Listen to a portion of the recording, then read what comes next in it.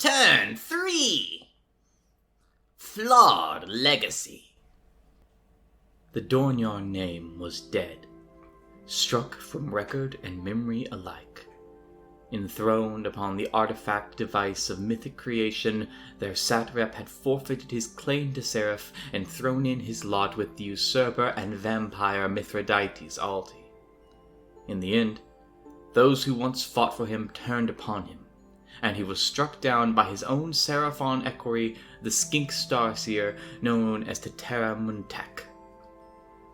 Like many who rescinded their fealty to the Dornyar, Seraph Dariel turned a blind eye to Tetera Muntek, allowing her coalesce to flourish deep in the wilderness of his Seraphate. As with the rest of the Dornyar, most Iskarneth simply chose to forget the skink had ever existed. Tetera Muntek leapt nimbly off the back of Caldera and placed a reassuring hand on the Dragoneth's snout.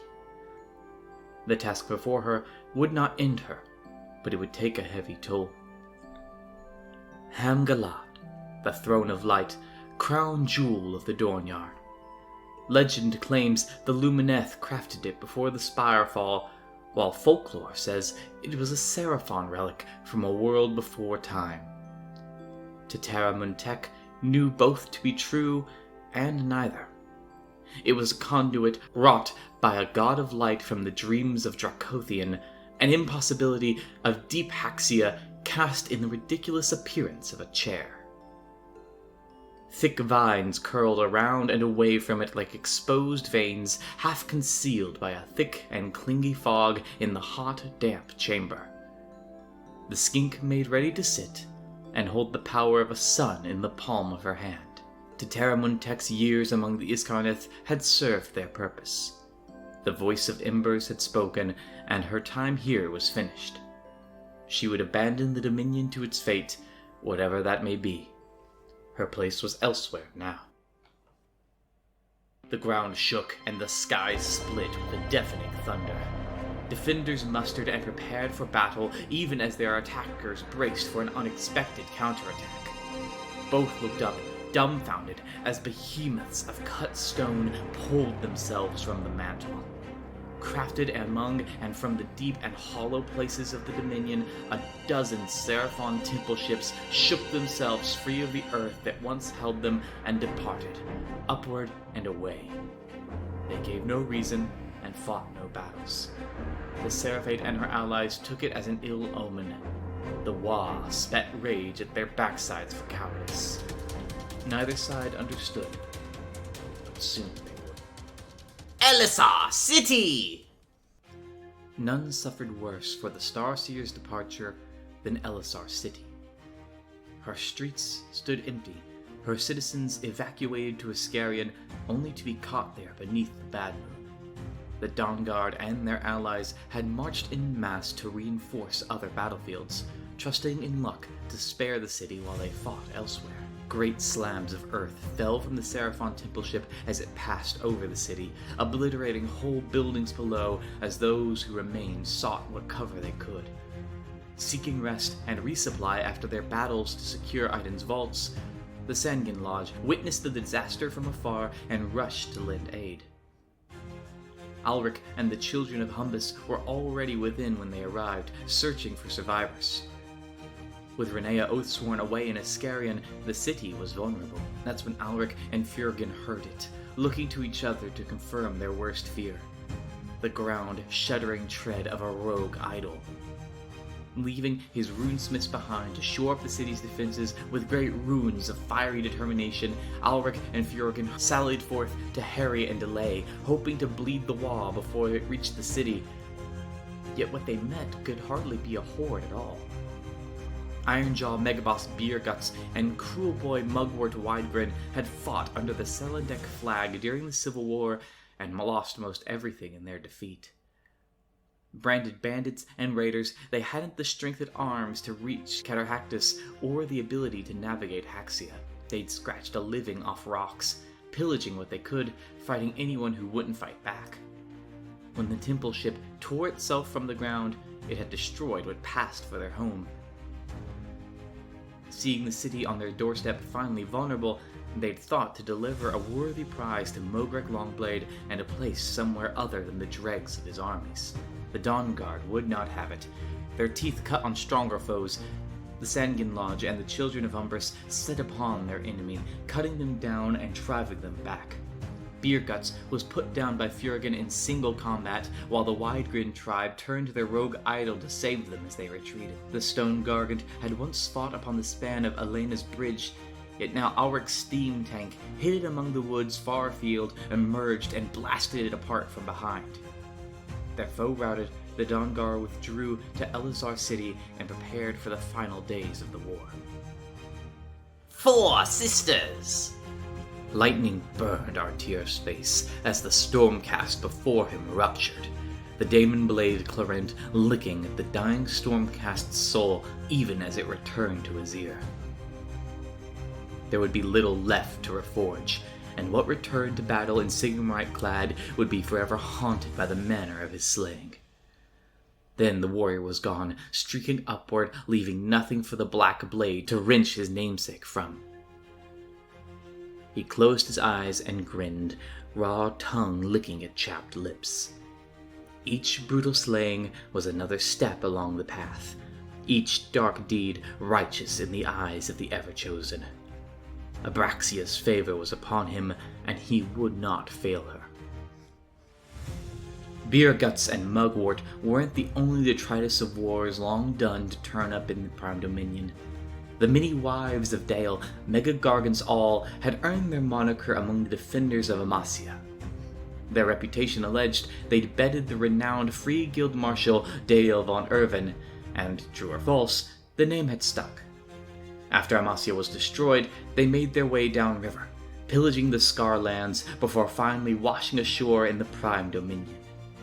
Paddling the Shimmer Sea like great sea monsters, they'd smashed boats from both sides before finally thinking to make the Four Sisters their new den.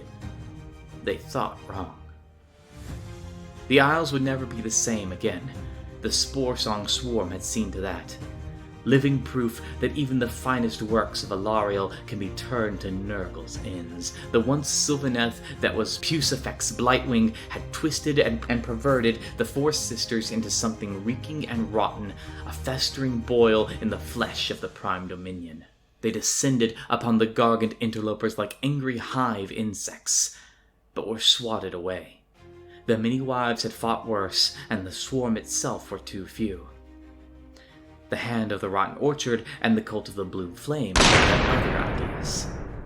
The decaying forest and foul, soupy fog served to conceal the chaos ambush. In pain and enraged, the many wives rampaged, crashing blindly through the forest in their fury. Magadus, Rotspleen, and Jabbathai Twistflame served rival gods, but in this battle they fought as brothers born. Formidable opponents and capable sorcerers in their own right, they cut down the Mega-Gargants no differently than the trees around them. The last two, subdued and defeated, were dragged howling into the depths of the Spore Song's foul forest, their end unknown. Standing silently among the trees, the Basalt Lord watched from afar and knew their works to be good. Loris! The Tonasai trees of Orb Forest had taken root even as the Prime Dominion had first formed around them, their seeds carried on the nascent Shimmer Sea itself. For an age, they'd grown tall, the shadow of their boughs a place of peace and contemplation. Marshal Casca would see them cleared and repurposed. The woods made into palisades and archers' stakes to be set along a trench network cut through their roots. Iron-welled cannon crews and ranks of fusiliers made ready to fire from behind these makeshift defenses, even as the Iron Spire Guard and the Fighting Legion of Hoshizek formed ranks beneath Horust's tower. Silent and dour, the Iron Templar's ruination chamber assembled at the fore, ready to break the enemy's charge like water upon rock. The time had come. Gargants and ogres lumbered forward, cannons boomed, and a man-crusher Gargant toppled over, killed instantly by a shell through the eye. With a rain of skull fragments, its limp, flabby body crushed a number of orcs and chaos warriors too slow to scatter. Yet the horde's advance did not cease. Gore-grunted cavalry bravely, or madly, rushed the defenses, only to be blown apart by the crossbows of Black Ark Corsairs or Fusiliers shot. Herded into a single approach by withering fire, the Iron Templars, Reclusians, and Liberators met them head-on with a countercharge of their own. "Blood for the Blood God!" the Reclusian Prime screamed as he butchered, the final words catching in his throat. In the heat of battle, he'd forgotten, or perhaps remembered, who he was. "Skulls for the God King!" the Reclusian next to him bellowed, and the Prime returned to his red work. The Wa advance faltered as the Gore-grunts lost momentum, but soon the weight of numbers threatened to overwhelm the embattled Iron Templars. Into the gap marched the Fighting Legion, Marshal Agron's Hydra mount snapping and biting at the press before them. Still the line threatened to buckle and fail, the lads behind so eager to get stuck in that they pushed their fellows onto Azurite blades. Their ruination chamber finally opened, the remainder of the Stormscale Covenant striking down upon bolts of lightning, more Reclusians and Liberators joining the effort from behind their enemy's line of battle. Caught between hammer and anvil, the Wa routed and withdrew. The armies of Azir had won the day, but their foe would soon return. Hysis! Abandoned by their leader Ghostface in pursuit of other, more important matters, the Skaven of Clan Scorchfur had taken up residency in the Myriel Monastery. Hoping for an easy battle to bolster faltering morale and prove their mettle, Ghostface's underlings had the bright idea to simply loot the monastery if they didn't see any action. Of course, what they hadn't counted on was the monks' vow of abject poverty and the 100 rogue idols which soon descended upon them. Their beachhead secured by Gazlock Blackstone's war host, the rogue idols hauled themselves from the depths, the land breaking and cracking open beneath the weight of their tread. For a single, brief moment, Clan Scorchfur prepared to fight, thinking only of the glory they'd win. These aspirations were dashed as Tragrock's Skull Smash's Shadow Trappers crashed the monks' own hijacked supply ships into the monastery's towers, even as Tragrock himself scaled them from below. Abandoning the towers to their enemy, the Skaven routed entirely as Dolgul the Wise and his Shadow Splitters teleported into the food pantry Scorchfur's clan rats had been busily raiding, seeming to burst from within the sacks of leeks and potatoes to hack and slash through the choking stench of fear musk. Hysis had fallen without a fight. Not a single stone of the monastery was left atop another, yet of the monks themselves there was no sign. Namis! Galcus Gordridge watched the storm break upon Namis and stood alone against it. What remained of his soul was drawn to places of battle and bloodshed, and for such a young land, the Prime Dominion had seen a great deal of both. 100 rogue idols marched against him, the tortured sky twisting above them. Galcus knew there would be no victory here, but what did that matter to him? They were Nighthaunt, and death held no terror to them. The winds picked up speed, whipping at Galcus's incorporeal form, as the rogue idols crashed forward like a landslide. In their midst was the eye of the storm, something so great and terrible, even the idols parted around it. It was a vortex of Wa energy, caught in a feedback loop with the idols around it. Galcus heard the telltale howl of direwolves, their half-rotten bodies running about the cyclone like shepherd's dogs. And within the storm itself, bodies. Dozens, hundreds of bodies. Great, furry things. We done did it! Durlog Mawmangler gleefully howled across to Cosma Wolffin. Big NATO spin! Zalaria. It began with half-drowned Urks clinging to the wreckage of their ships.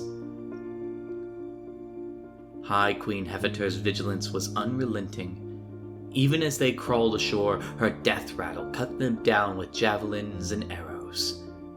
There's nothing like a chance at a scrap to motivate an Uruk, and those left alive rallied together to push up the beach, eager to get stuck in.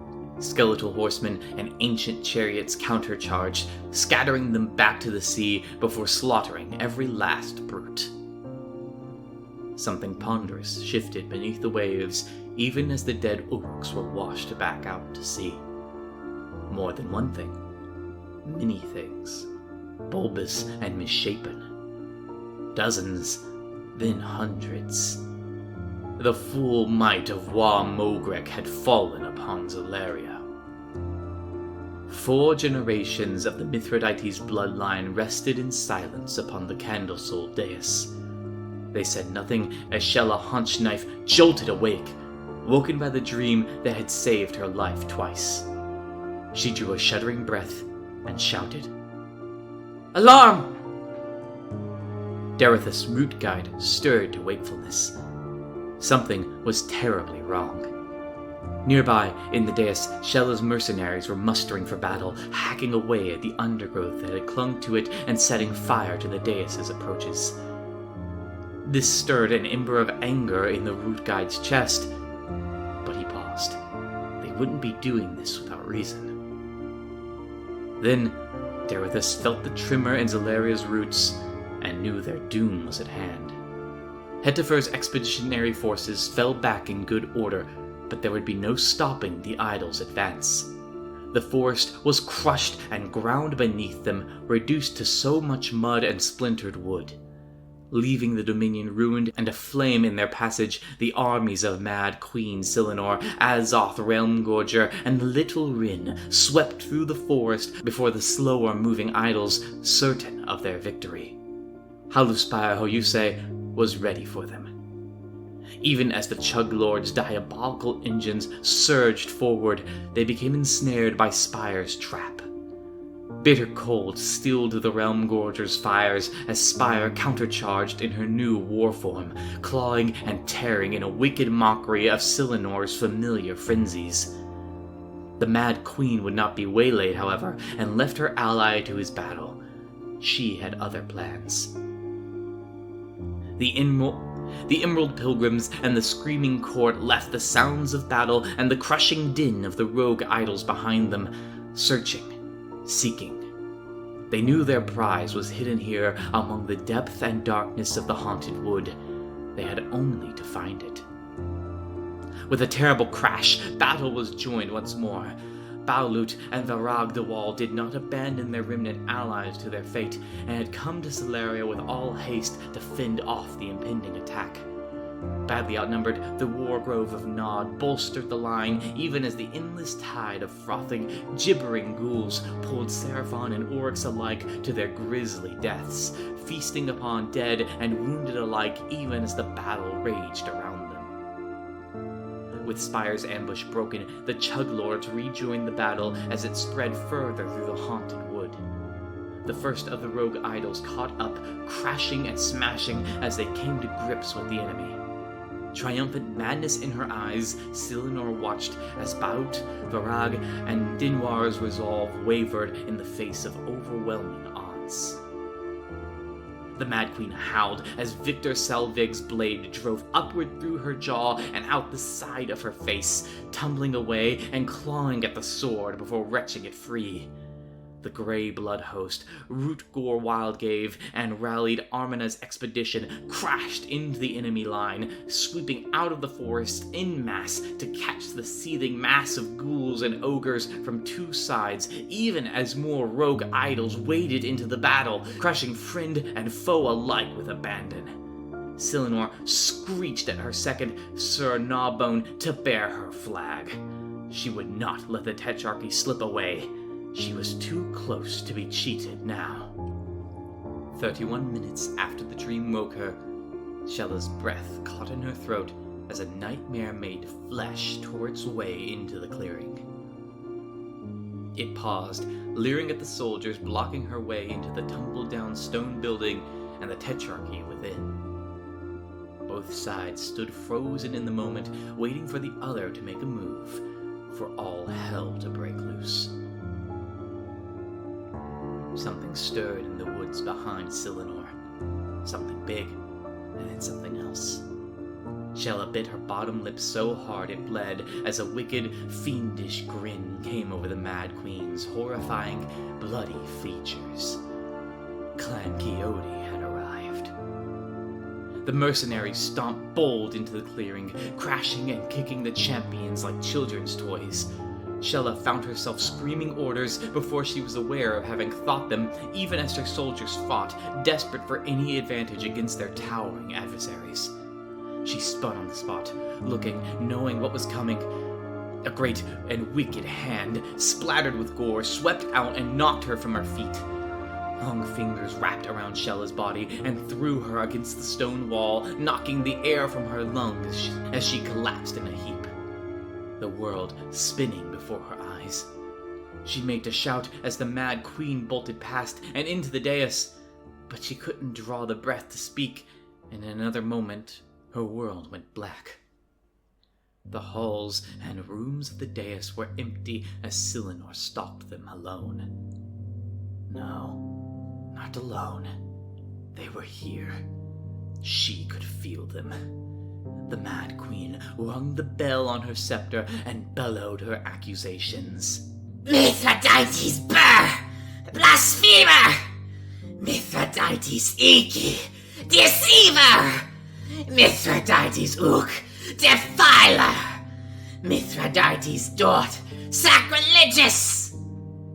The bell tolled with each name, a whisper upon the air, and Silenor realized she stood in the presence of the Tetrarchy alone, undefended, 4 skulls arranged around an ancient crown. Silenor, you are but a crying babe, lost in the forest, Mithridates Burr said gently. We speak with the dead on behalf of the living, and we speak for the living on behalf of the dead. Mithridates Iki continued, firm and unyielding. You are apostates, Mithridates Us snarled. Dead, yet alive, living like the dead. What did you hope to accomplish here? Mithridates Dort mocked. A face appeared in front of the Mad Queen, and she swatted it away. Specters meant nothing to her. By sparing mortals of inevitable death, you blaspheme against Nagash. Now, doom comes for you and yours. Your treachery is clear, your deception revealed. Now face the judgment of your betters. Judgment. Us's voice carried like a knife's blade. My family has named me the lowest of us, and yet still you are nothing before me. Silenor looked about as more faces appeared. Dozens, then hundreds, then thousands. Generations of hallowed supplicants entrusted their souls to us. Trusted our faith. Trusted our power. Iki continued, rising anger in his tone. Do not think you speak for the undying king, babe. We are your betters, and our doom has come for you. 100,000 souls, an underworld of our family's making, descends upon you. Silenor howled in dread and panic. Her delusion run amok as the spirit hosts set upon her like starving hounds, biting and cutting and clawing, their voices screaming hunger for their pound of flesh. She pitched and hacked and spit her magics, losing sight of the skulls even as their voices deafened her, thundering inside her own mind. Then they were gone. The spirits, the skulls, and she was alone for a long, still moment. Suddenly, a great pain tore through her chest, and she crashed against the wall, looking down at the storm-cast blade plunged through one side of her ribcage and out the other. She made to shout for Azoth as the blade was ripped free of her body, but she couldn't draw the breath to speak, and in another moment, her world went black. Hysis destroyed. Nemis destroyed. Zalaria destroyed. The Shimmer Sea. Captain Sharkbiter swaggered across the deck, his thick, bowed legs rolling heedlessly with the unnatural sea of light below. The stern deck of the Ungorkable had been taken over by a bewildering array of drums, tubes, metal sheets, and whatever else the Weird Boys had found lying around. A chugcast said something had been built at its center, a whirling array of metal arms and squealing pistons built around a central forge. Before they left, the mad war-hunter Wapgut had sat for an hour, staring at the metal monstrosity without moving. Then, snatching up a jawbone from a leather cord at his waist, he had hit the construct one ringing blow across what might pass for its head. The sound had echoed within the metal until the last reverberation was almost beyond hearing. Then the thing reared to life, bashing the huge lithodon skin drum that sat before it. It hit another, and then another, its metal limbs unfolding and picking up speed until it beat a crazed war call all around it. Sharkbiter smiled all the wider, his yellow-filled teeth glinting. There was no denying the rhythm fired up the green of his blood. The fleet flared out behind him, plowing through the waves like a green tide. Each ship had its own Orc drummer picking up the rhythm of the metal monstrosity aboard his flagship, and as what was left of the armada spread out around his flagship with their prey in sight, he had never felt more connected with the Wa. This was what the son of Gork had promised them, and what they had been born to do. The Elflings and their allies had evaded him in the bloody straits, turning his pursuit into an ambush. They had fought well, and had luck on their side then. But that was all spent now. He had their flagship, the Inevitable, in sight. He'd seen a wild Maw Crusher take down a Rhinox once. A bloody, brief, and spectacularly violent sight. He would recreate that sight today. Pull harder, lads! He yelled down at the crew below, struggling to raise yet another sheet to the roaring wind. Let's end this. Admiral Soroya's orders were quick, precise, and clear, and her crew leapt to respond. The finest of the Iskarnath Navy, and thus the Iskarnath as a whole, served aboard her flagship. They understood their duty. Despite the successful ambush, they had been pursued for nearly a week by the Uruk warships. There would be no better time. The Allied command had promised her help, though they could not say what it would be. The time to make a stand, to form the iron anvil that the Uruks would smash themselves against, had come. She looked out at the Allied forces rallied around her, at the gleaming guns and the sleek K-Knight catamarans that flanked her warship. Yes, they would hold. They must. Close crop! Be ready on those lines!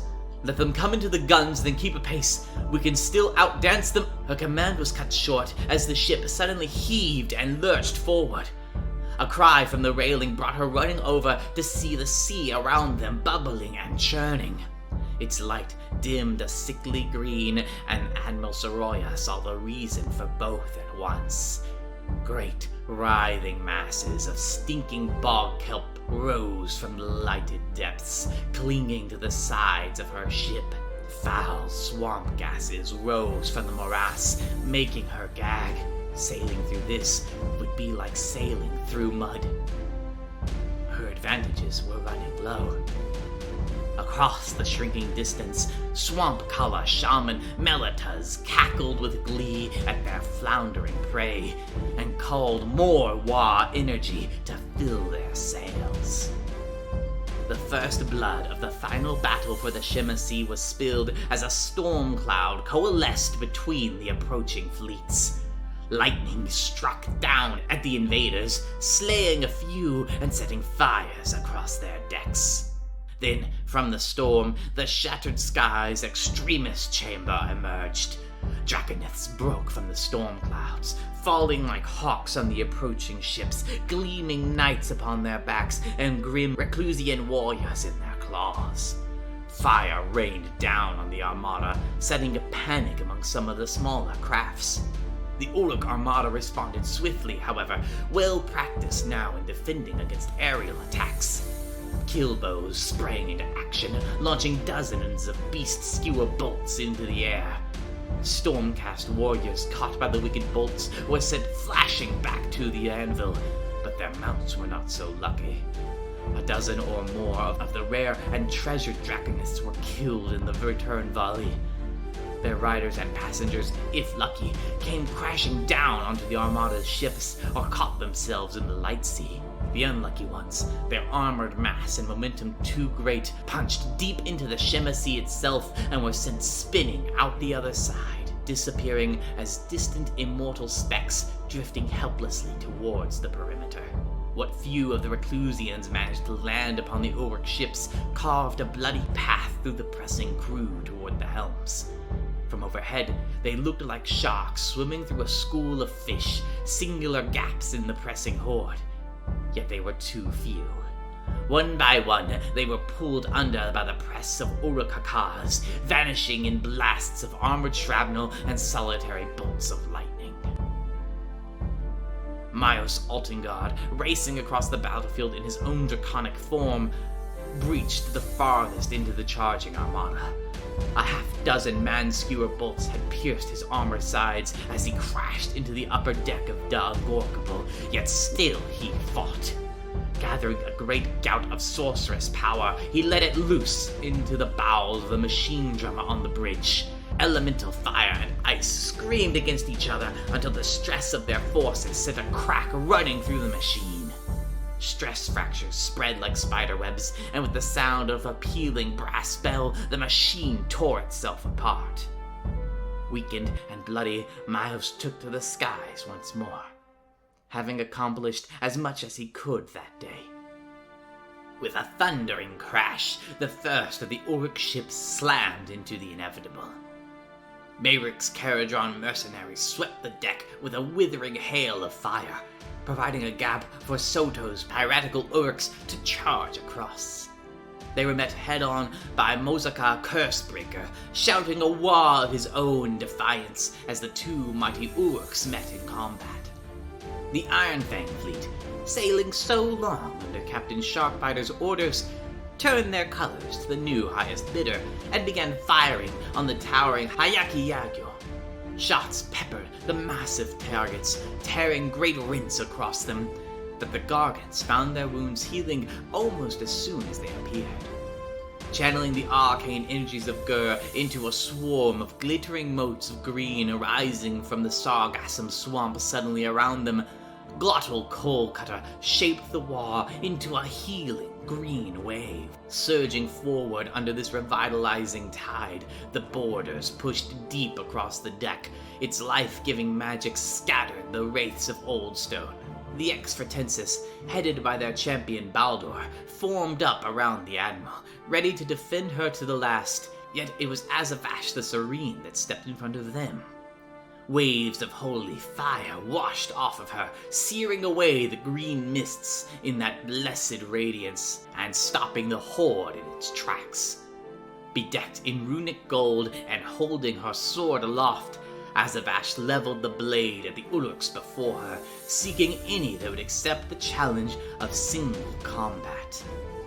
Yet before any could step forward, a rending crash thundered across the deck, throwing the boarders and defenders alike from their feet. Rising from the sea, tearing through the sargassum with ease, roared three monstrous soul grinders. fed on the souls lost in the devastation wrought across the countryside. The daemon machines roared in brazen and brassy fury. Hell-wrought iron claws like monstrous crabs closed around several of the smaller Uruk vessels, splintering their keels and dragging them down into the light. Another clawed its way onto the deck of the Ungorkable, scything death in all directions and disgorging a slew of warriors bearing the marks of the dark choosing. Richagar Crowfeast and his warriors, their weapons dripping virulent toxins, and the Thim of Baron Krog attacked the Uruk borders from behind, slaughtering Kilbo crews and Uruk sailors with wild abandon. Sensing the tide was turning, the Iskari Dongar revealed their own secret weapon. Channeling the power of the Black Lotus Combine and the Abyssal Sword, Leith Ashendawn released the power of the incarnate of Chaman bound within her. Growing in size and wreathed in elemental flames, the soul-bound amalgam monstrosity unleashed a rain of magnetic stone arrows searing through the sky and punching down into the ships of the Uruks. Fire and panic spread, and with their attack repelled, the Uruk fleet looked on the brink of collapse. And then the Foot appeared. Plunging down out of the sky, the colossal green Foot of Gork came stamping down on the pyroclastic creature that had once been Leith. Raising her arms, the magma monster looked for a moment as though it would catch the Foot, holding back the full fury of the green god.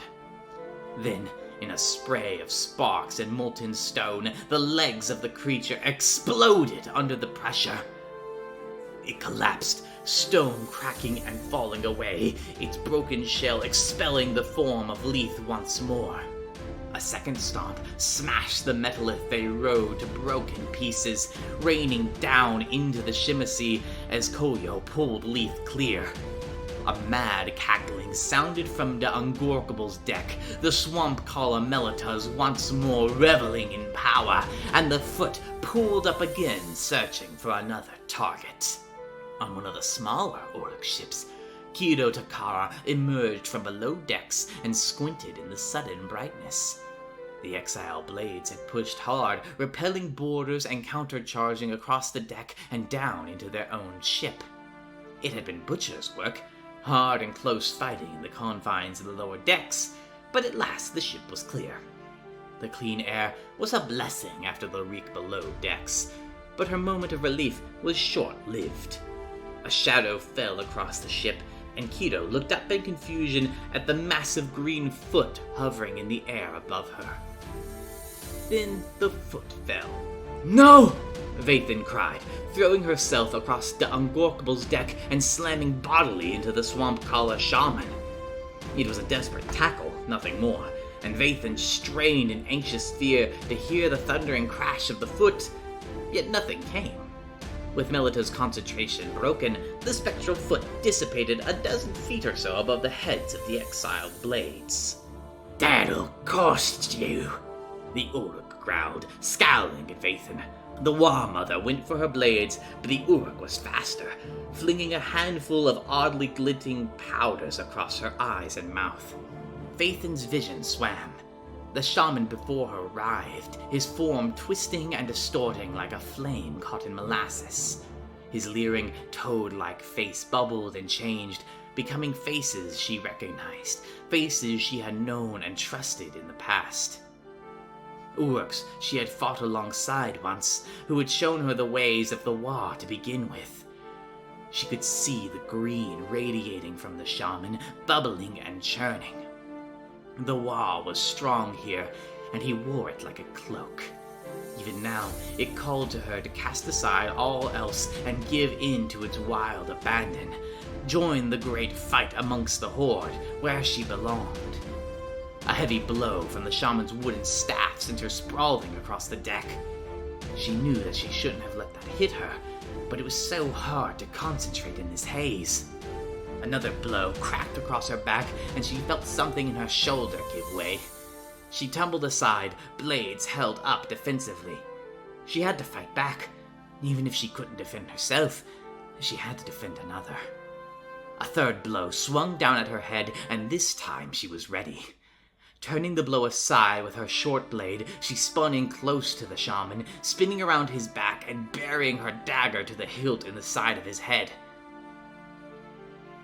The orc slumped against her, staff clattering to the deck and one weak hand clutching at her arm.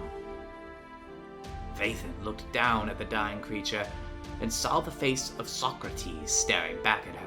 With a start, she slowly lowered her old Uruk mentor to the ground, cradling his head in her lap. One pale hand reached up, dragging a bloody handprint across her face. "Dawa," the croaking voice spit out. "Don't forget." Then, in the voice that she remembered so well, she heard, It found you when you needed it, and now you turn your back on the green? On me? With a cry, Vathan pushed the corpse away from her and crawled back on the deck, getting clear of it. The Uruk's form no longer danced and swam, and she saw only the dead swamp collar before her. Yet Socrates' words haunted her. She could feel the pulse of the Wa around her still, yet it felt strangely distant to her, unfamiliar. Vathan was terrified. With the destruction of Leith's megalith, the tide had turned once more for the Wa's favor. The acolyte of the burning contagion had routed mournful choir, aided by Yoshiro wrestling the last of the soul grinders off the deck and into the Shimmer Sea. The Skaven and Ulrich swarmed across the inevitable once more, intent on bringing the flagship down. High above the heaving deck, Kulak Killwhisker leapt across the Ungorkable's rigging. He had left his laughing rats fighting off a party of Blight King boarders, 2 of the Nurgalites dead to the sweeping blows of his curved blade, and a third with a smoking hole where its forehead should have been. He had larger prey in mind. He could still win this battle by cutting the head from the fleet. Captain Sharkbiter stamped and bellowed orders below, unaware of the doom that stalked above him. Building to a run across the swaying yardarm, the paladin of the Horned Rat leapt out into the air, his wicked blade plunging downwards in a killing strike. It was a Sigmarite trophy Sharkbiter wore that saved him from death, torn from a defeated Stormcast Eternal at the Ashfall Delta. Kulak's blow struck off the charm and deflected upward, plunging deep into the Ulrich's shoulder instead of his heart. The Skaven gave a quick pull on the blade, hoping to free it and finish the job, but it was stuck fast into bone and iron muscle. One massive hand, the size of Kulak's head, wrapped around his throat and lifted him bodily upwards. A dagger leaping to hand, he struck wildly at the Ulrich's arm, but could do little more than draw a shallow, bloody line before a gnarled forehead smashed into his face with the force of a cannonball. The first blow broke his nose, sending a shower of foul blood across the Uruk captain. The second shattered his snout and sent broken teeth falling free. With a third, he felt a crack echo through his head. Blood swept across his vision, and the noise of the battlefield was drowned out by a pulsing whine. Captain Sharkbiter tried to raise his arm to pull the blade free, but the limb hung dead at his side. Growling in anger and disdain, he hurled the Skaven down a nearby hatchway and into the empty bowels of the ship below. Quark lay broken in the darkness. No sound from the battle above reached his ruptured ears. Time was reduced to each ragged, wet breath. He was dying. His mind wandered in a fog, trying to offer one last prayer, but he could not find the words. So he simply readied himself to meet the great Horned Rat. A brief flash of green light lit the dim room. Through blood-filled eyes, Quark saw the green Skaven figure before him, clad in runic silver plate and crowned with horns. With ruptured ears, he heard the voice. "Brother, friend, warrior of the great Horned Rat, the time for ascension draws near, and those true of faith are called to serve. Quark felt metal pressed against his tattered lips, and cool liquid on his tongue. For the worthy, those truly dedicated to the great horned rat, the chalice brings life. For the rest, death. You are called. Will you drink? The hold was quiet when Gorham Bladebreaker pushed through the doorway, quickly gathering an armful of large man-skewer bolts before hurrying topside once more. He did not notice the small, bloody footprints that disappeared into the bulkhead wall, or the smell of burnt metals that hung about the room. Aboard the Inevitable, Acolyte Blisterpaw found himself below decks as well, though for a very different purpose.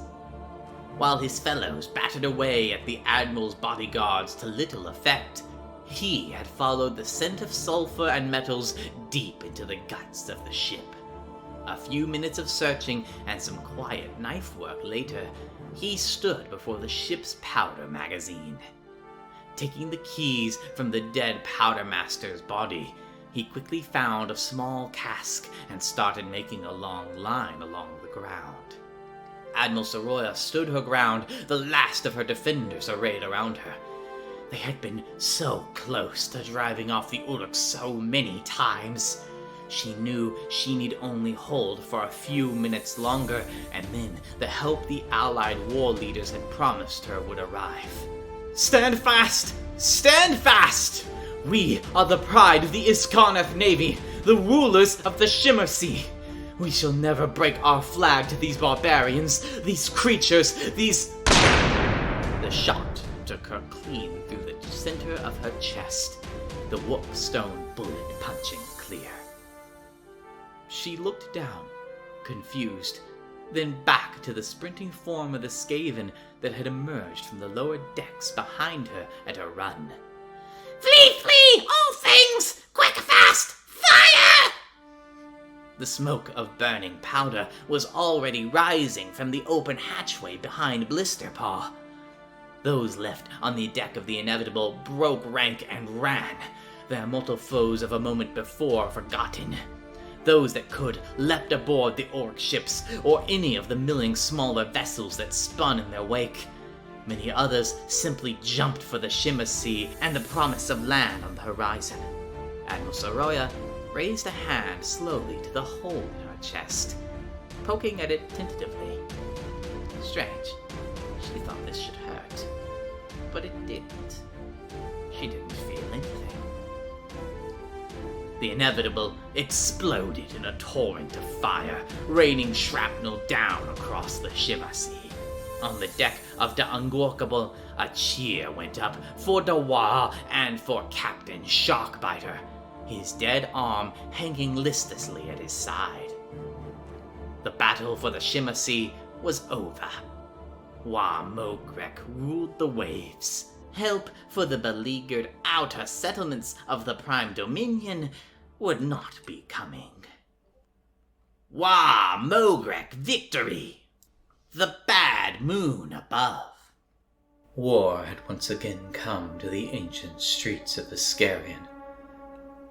A veil of madness and gloom hung over the streets as the bad moon leered down from above, its ever-shifting surface taking on the appearance of a boggle-eyed face locked in a rictus grimace. The wealthy elite of the city huddled alongside the servant class within their estates, palaces, and spires, all of which seemed to distort menacingly under the baleful light of the moon. The streets that the Iskarnath troops marched down seemed to twist at odd angles, transforming their home into an unfamiliar labyrinth. Still they marched, for their lord marched among them, the warden at his side. Dariel and Renea stood together in defense of Iskarion, blade and spear drawn not against one another, but against a common foe. As it always should have been, the pair both privately thought with regret. The absence of a particular red-handed presence was felt now more than ever. "They come!" The call came up from the lookouts on the walls, making its way back through the defensive lines to the commanders. Behind them, representatives of each faction of the Alliance stood ready to weather the storm alongside Renea's battalion and Dariel's personal guard. A clattering army of skeletal warriors arose at Scrata the One-Eyed Crow's command, bearing ragged banners in remnant violet, while the martial might of the shadow-sworn host rallied in the name of the Dark Choosing. The flame-haired Karagax Ebonheart raised his axe, redolent in the cobalt of the armies of Azir, contrasting the drab grays of the Undesired raised aloft by the Slaneshi warriors of the Gleaming Host. Renea's contingent broke off, ready to fortify the first line of defense, her own warriors bolstered by the ghoulish contingent of House Highsong, winged beasts scouting the air above them in preparation for the airborne assault. As she left, Renea snapped a sharp salute at Dariel, who met it in kind. With a terse nod, she was gone, and Dariel looked to the sky as he unsheathed his blade. It would taste blood before the dawn. In the sky, silhouetted by the sickly light of the moon, a ragged flotilla advanced with unrushed menace.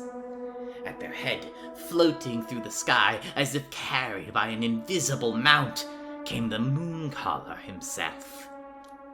Even for the peculiar grot, he looked wrong. He twitched and jerked erratically, almost lost within his tattered black robes like some fell revenant. Then, as if finally giving up a long battle to remain coherent, those robes unraveled to their component threads and disappeared into the night, revealing a nightmarish sight as the once grot descended slowly upon the waiting city. His emaciated form had near rotted away, held together by vine-like tendrils from his hideous mass, gangrenous flesh intertwined with livid, multicolored eyes. "Thesis!" came the first voice, high, reedy, and tinged with barely restrained giggle. "Antithesis," the second voice, commanding, unsettling, full of thinly disguised contempt. "Synthesis," a new voice, somewhere between the two, crackled forth from behind the mask's grin. "The moon makes us whole." Then, with a scream and a crack, the Mooncaller's spine snapped backwards, his face upturned towards his leering god. The mask's tendrils thickened and coiled, knitting together around the broken form of the grot, forming psychedelic muscle and chitinous skin. The mask seemed to melt into the Mooncaller's ruined face, ceasing to be any sort of mask at all. Curved yellow horns sprouted from the Mooncaller's head, unbroken and gleaming. Two enormous boggle eyes blinked and rolled, and a crack-toothed grin split the newly formed face like a curse.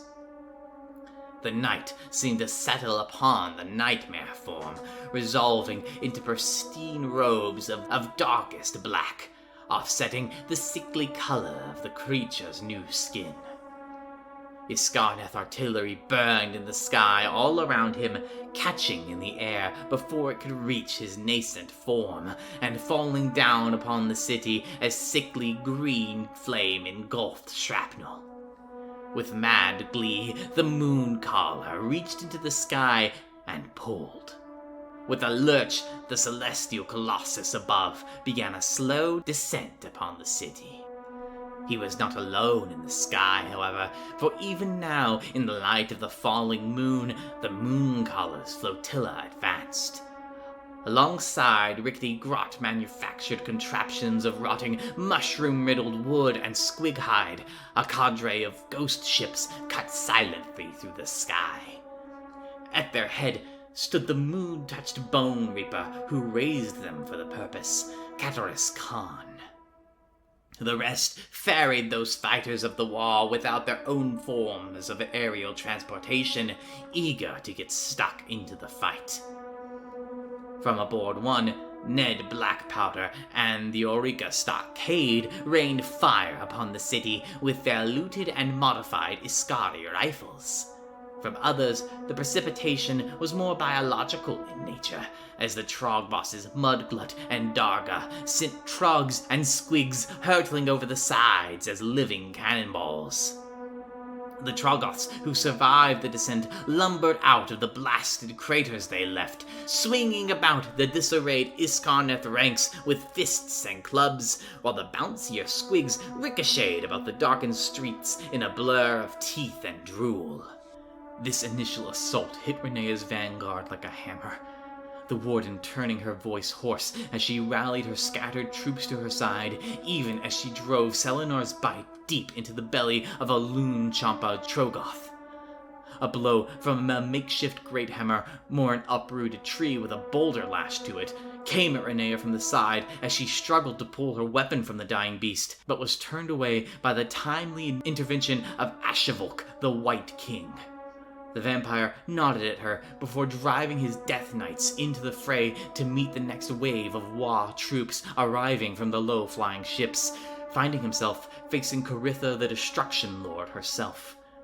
The two forces clashed, Caritha's moon-mad grots and Wa-infused Uruks moving to cut off Ashivolk's undead reinforcements, trapping the vampire behind enemy lines. So be it, he thought with a snarl, and raised his weapon to fight. Seeing that Ashivolk's men had this front in hand, Renea turned back to the city center. That would be the Mooncaller's destination, and she'd be of better use in the final fight if she was present. In the sky above, the rest of the Mooncaller's fleet followed the once Grot steadily towards the center of the city, harried as they went by Iskarneth aerial forces. Any who made an attempt on the Mooncaller himself found themselves swatted away by invisible, arcane hands. The rest of the flotilla was less well protected, however, and though they found themselves taking potshots from both the Eureka Stockade as well as the skull cannons and iron blasters of Gajak the Savage, the allied force managed to close on them.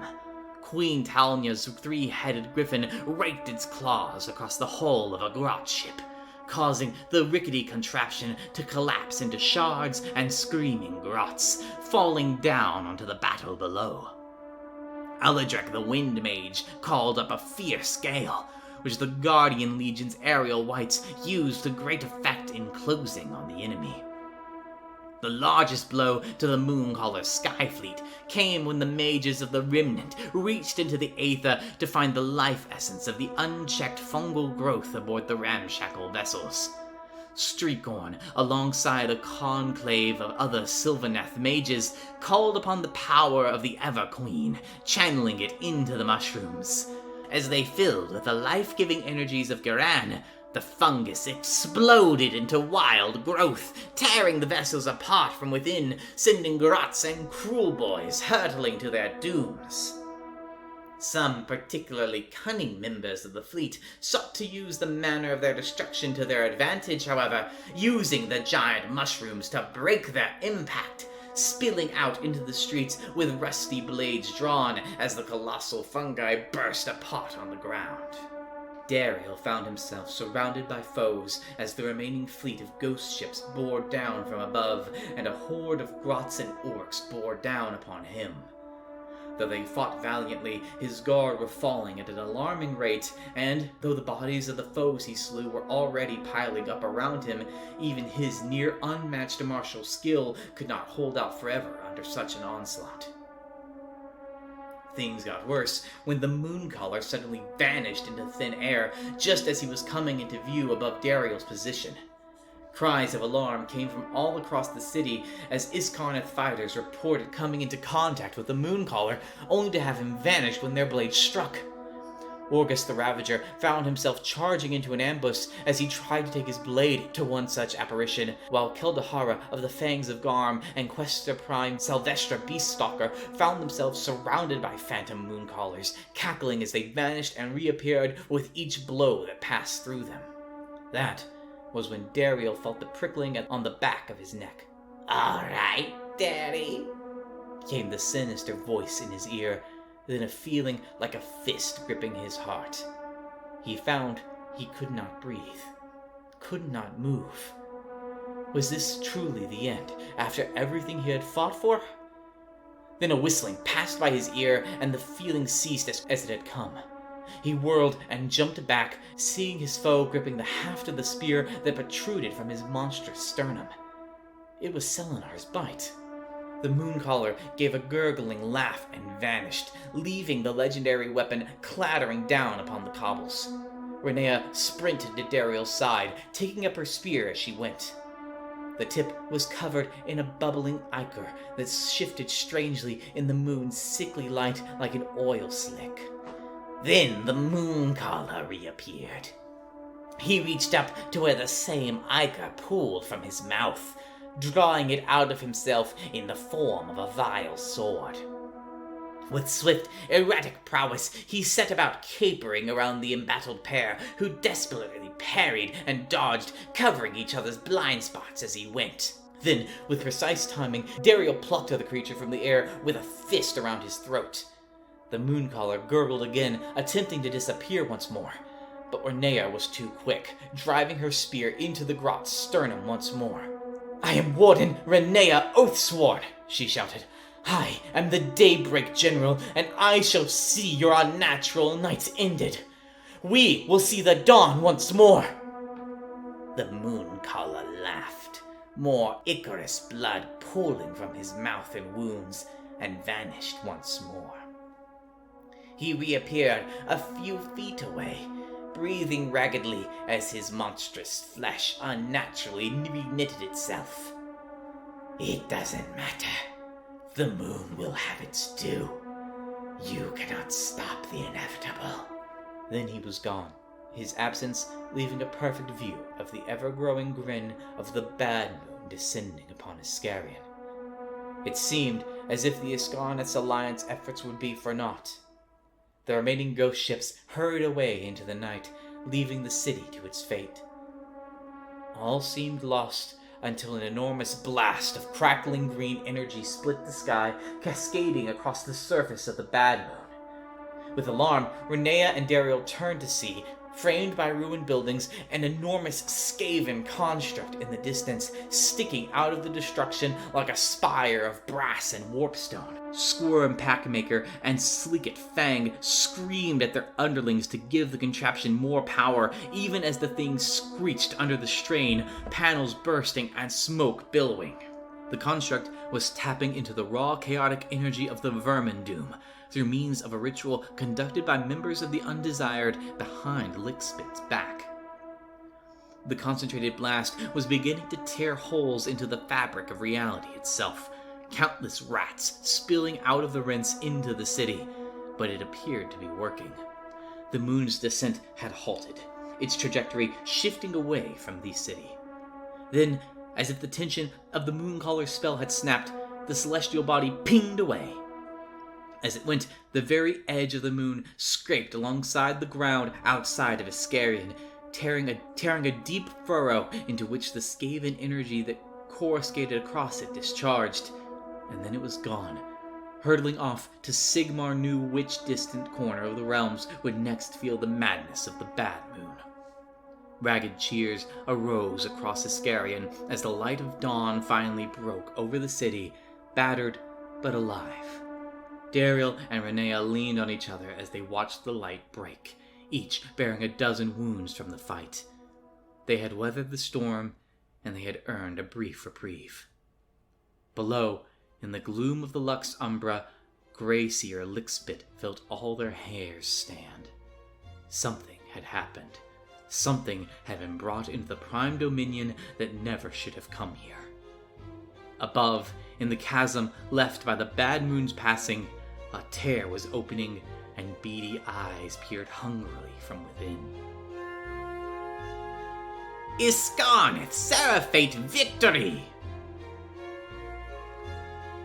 Dread intrusion. It began with the temple ships had departed. A blight of stench, feces, and fur spilled from the great earthen wounds like a pot left to boil. Scouting parties fled in panic and were run down, even as battlefields of Uruks and elves turned as one to face their attackers. Behind them came the din of bells, deafening and striking dumb all who heard them. Long blades who had fought for Mogrek since the Ashfall Delta bolted like frightened pups, while veterans of the Iskarneth Civil War cast down their arms and hid away wherever they could.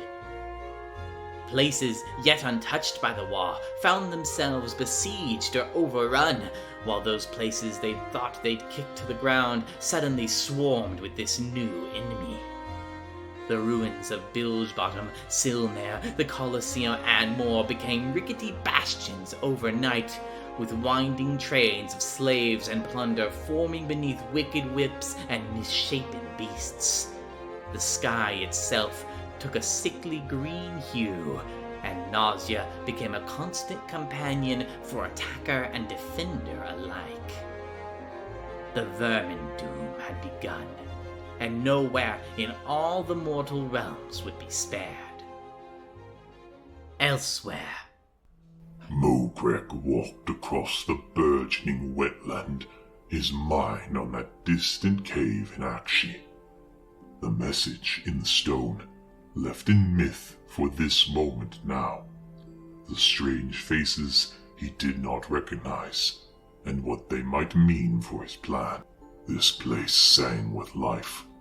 Of all the lands he had traveled through since his awakening, he felt the sick, oily feeling of chaos corruption here the least. Perhaps it was due to that black eye that hung always on the perimeter of your vision. That was what the locals believed, at least. Strange that it would, but he'd seen stranger things. Well, he thought, gathering himself up, it seemed about time. This land had been a distraction, but that was all it was. It was time to get down to business.